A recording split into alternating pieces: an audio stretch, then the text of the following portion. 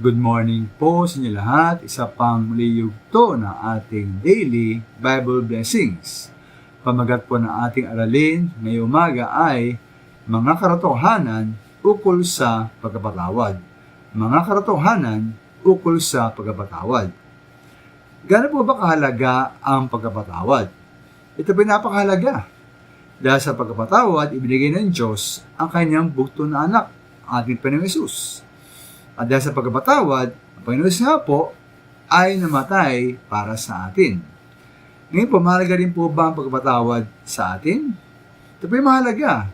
Sapagkat tandaan natin, una, na tungkulin natin ang magpatawad sa iba. Ay nga si Lucas 17 verse 3 and 4, kung isang kapatid ay nagkasala, pagsabihan natin siya. At kung siya ay nagsisi, patawarin natin siya. Kahit siya yung magkasala at magsisi pa nga ng 7 beses isang araw, dapat pa rin natin siyang patawarin. At ating pagpatawad mga minamahal sa ating kapwa, hindi lamang para sa kapakanan ng ating pinapatawad na tao, ito na po ay para sa ating sariling kapakanan.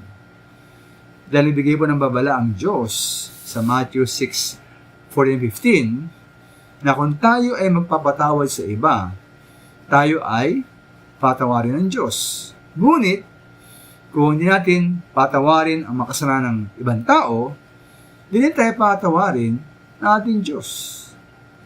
Ngayon po upang magawa natin ang laging magpatawad, mahalaga po na magkaroon tayo ng wastong damdamin at saloobin tungo sa ating kapwa.